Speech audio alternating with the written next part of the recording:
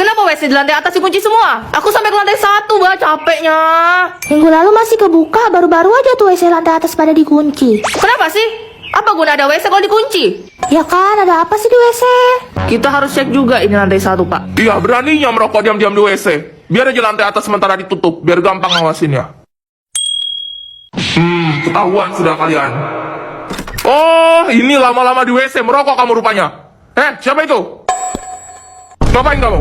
Bapak ngapain, Pak? Lah, kok malah nanya balik? Ini lagi ngisi air buat nyiram tanaman di kelas, tapi banyak nyamuk, Pak. Jadi sekalian saya bawa obat nyamuk. Makin berani nih anak-anak semua. Cepat keluar. Saya hitung sampai 3. 3. Ngapain kamu? Kenapa ada asap di sini? Merokok ya? Oh iya, lupa. Ibu nggak bisa lihat kau, Mbak. Ini bahan ruangan, Bu. Weh, ibu ngechat di grup. Katanya habis istirahat ini ulangan, woi. How? Kok tiba-tiba? Nggak tahu juga nih bahasa, gak? Kita bujuk ibu lah. Mana bisa? Kau tahu kan ibu kayak gimana? Kalau protes nilai dikurangi 20. Woi, Sir, kau belajar? Wah, gila kau ya, langsung bertapa, bah. Oh iya, aku udah dapat OSIS mau buat persiapan anniversary sekolah nanti. Izin dispen ya. Oh, aku juga izin. Ngurus berkas-berkas buat berangkat lomba minggu depan. Loh, ini kok pada hilang makhluk poni kelasnya? Pindah sekolah kah? Enggak, Bu.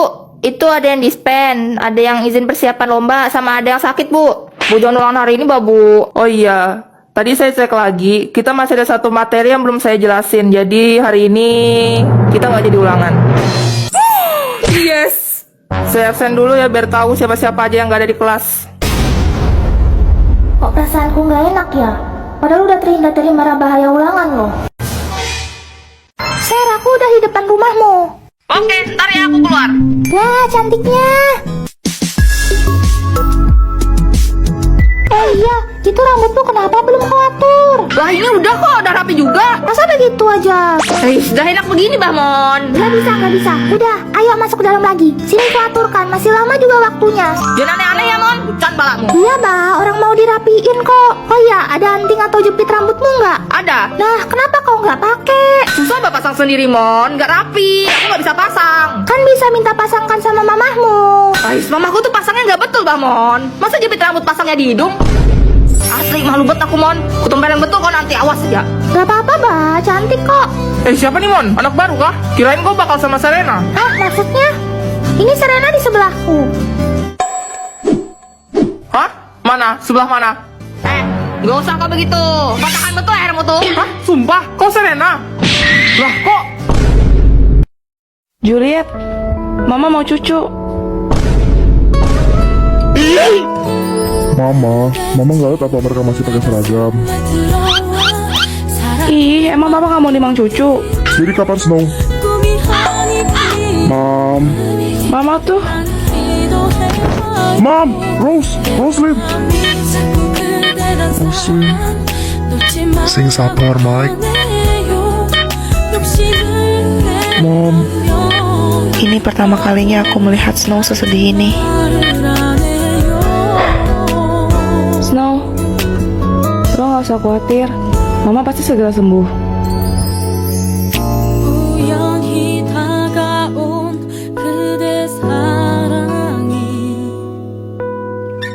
Waktu Mama hamil gua, Mama didiagnosa leukemia stadium 1. Tapi waktu itu dia bersikeras nggak mau di kemo. Dia takut gua kenapa-napa. Snow, Jadi Mama start pengobatan tuh setelah gua lahir. Kalau aja Mama mulai lebih awal. Kalau aja. Snow, maaf. Mungkin ini terdengar egois, tapi gue berterima kasih banget sama Mama. Karena dengan begitu, gue bisa lahir ke dunia ini dengan selamat. Dan gue bisa ketemu sama lo. Gue yakin Mama gak pernah nyesel sama keputusan dia.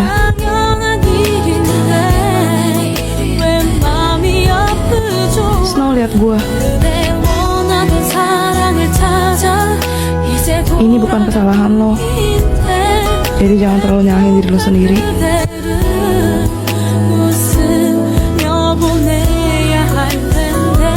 Lo mau kemana? tidur di bawah kayak biasa. Snow, berarti selama ini bukan cuma gue sendirian yang deg-degan. Ternyata dia juga. Juliet, gue gak mau tidur sendirian malam ini.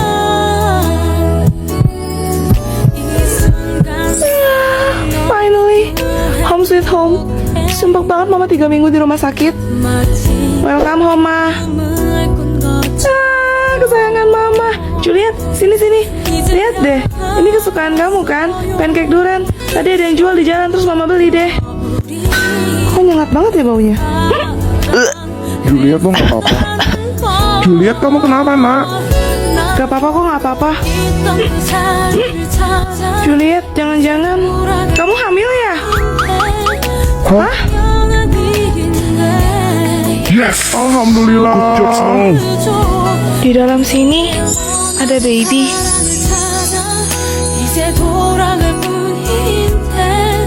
Woi Juliet, tugasnya tadi halaman berapa sih? Hah, sumpah ya Tifa, kalau aku nggak pernah ngeliat penampakan wujud kamu bentukannya kayak cewek gini, aku pasti ngiranya kamu cowok loh. Lah, nape? Habis suara kamu ngebas Tifa, kayak suara cowok gitu, yang bener-bener laki banget. Setaran pabriknya begitu dia. Udah bawaan dari orok begini gua mah. Makanya aku bilang suara kamu tuh ganteng Tifa. Ih, apa sih Juliet, kamu bolot ya? Jelas-jelas suara Tifa tuh lebay, kayak disengajain gitu loh. Gak kayak suara Mimi yang asli maco kayak cowok beneran. Kemarin diimut-imutin, sekarang dimaco-macoin. Yang bener suara ente yang mana? Jangan-jangan lu kalau pagi Mimi, kalau malam Mulyono ye? Untung bukan nama bapak aku yang disebut.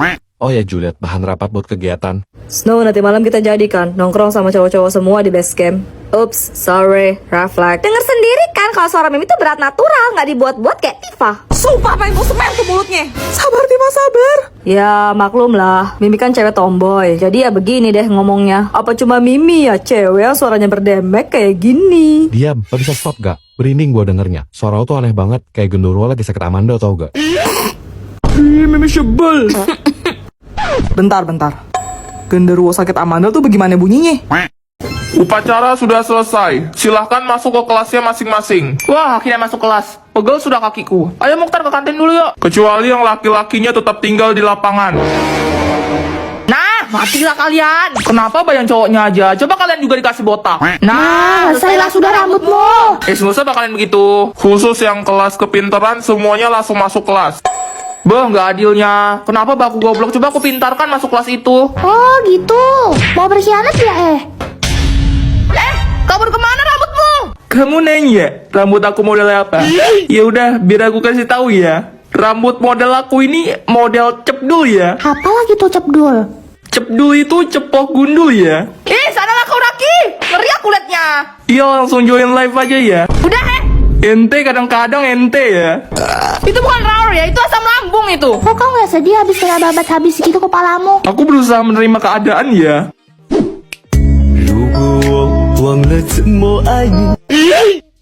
Selamat pagi Direktur Juliet. Pukul 10 ada kontrak senilai 20 miliar yang sedang menunggu untuk Anda tanda tangani. Pukul 11 harus pergi ke Parusman Mall baru untuk potong pita. Dan pukul 12 pernikahan Anda. Oh iya, hampir aja aku lupa. Nona Juliet, apakah Anda bersedia menikah dengan pria di hadapan Anda? Enggak, Tapi kenapa? aku tahu kamu selingkuh sama Tifa. Dan bukti video hot kalian udah aku kirim ke grup. Apa? Gawat. Ini mutlak kesalahan kamu. Jadi semua biaya pernikahan dan bulan madu silahkan tanggung sendiri. Sisanya bicarakan saja dengan pengacaraku. Hah, cuma punya duit aja kok bangga. Udah ngerasa hebat ya? Kejar terus tuh karir. Sampai masak sama cuci bajuku aja nggak pernah. Kamu bener, aku emang cuma punya uang doang. Jadi aku tinggal cari suami yang bisa ngurus rumah dong. Cih, mana ada cowok yang mau? Gajinya 100 juta sebulan. Ada yang minat? Aku.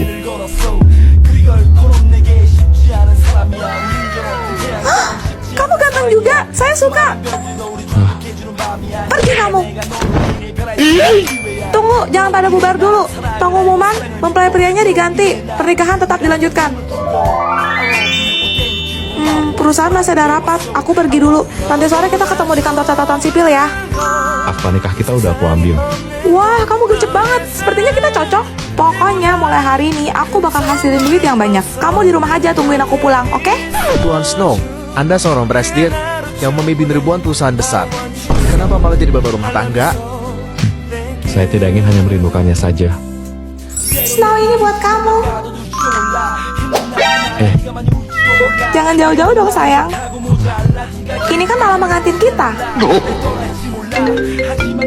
Juliet, bentar ya. Ganggu aja. Lapor Tuan Snow, kontrak 90 miliar.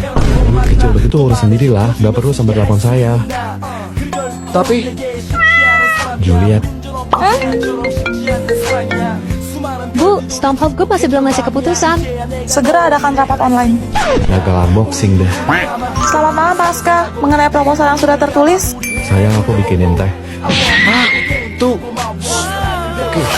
maaf Pasca, itu suami saya. Jadi rencananya adalah bravo, amazing. Tidak perlu dijelaskan lagi. Stormhold Group setuju bekerja sama dengan perusahaan Anda. Baguslah. makasih Pasca. Bulan depan aku harus kasih Aska gaji bonus. Snow, kamu itu bintang keberuntungan aku. Ayo ikut, aku mau kasih kamu hadiah. Selamat datang. Kamu pilih aja yang kamu suka, aku beliin. Oke. Well, lihat deh. Ada cewek matre sama cowok pecundang. Jaga mulutmu.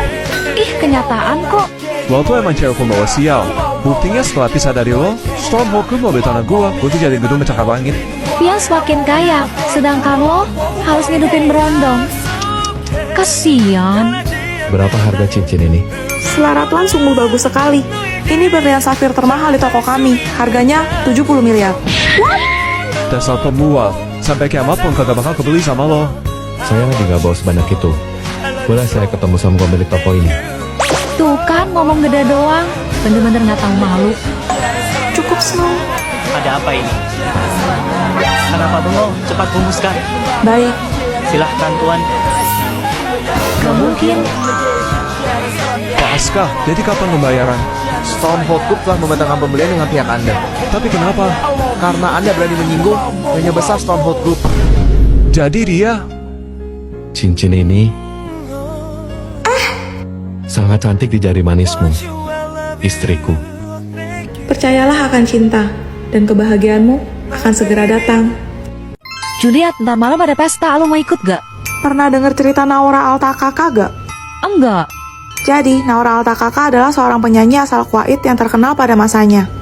Dia punya band yang biasanya ngisi acara pesta kayak hajatan atau nikahan. Hah? Suatu hari ada ibu-ibu nelpon ngundang Naura sama bandnya buat tampil di acara nikahan anaknya. Ditanya dong jam berapa, dijawab sama si ibu, jam 10 malam. Buset, malam amat.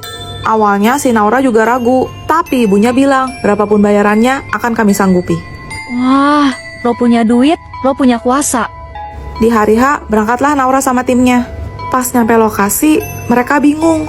Kok muka para tamu undangannya pada pucet-pucet semua? Loh, kalau kondangan kan biasanya dandan menor. Yang anehnya lagi, mempelai prianya pakai baju yang kuno banget. Sedangkan pengantin wanitanya malah pakai serba hitam gitu. Waduh. Tapi ya udahlah, Naura dan bandnya naik ke atas panggung. Baru aja Naura mulai nyanyi, semua orang di tempat itu menari serempak. Buset. Waktu itu jam 12, di mana seharusnya jadwal show Naura sudah selesai. Tapi semua orang di tempat itu seperti tidak bisa berhenti menari. Kok nggak capek? Pas mau pamit sama yang punya hajatan, malah nggak dikasih. Justru Naura disuruh lanjutin dengan bayaran 2 kali lipat. Sultan memang beda. Karena ngerasa nanggung, ya udah mereka gas aja lagi. Tapi baru berapa menit Naura nyanyi, tiba-tiba listriknya mati. Dan salah satu personil band Naura yang namanya Siam itu ngeliat kalau kaki para tamu undangan yang hadir di sana itu kayak kaki kambing. Hah? Gak pakai mikir, Naura sama bandnya kabur secepat-cepatnya. Ditinggalin peralatan mereka gitu aja. Pas udah keluar dari area itu, Naura nengok ke belakang. Dan ternyata, rumah yang terlihat megah, itu hanyalah rumah kosong yang udah tua dan lapuk. Terus tadi yang mereka hibur siapa?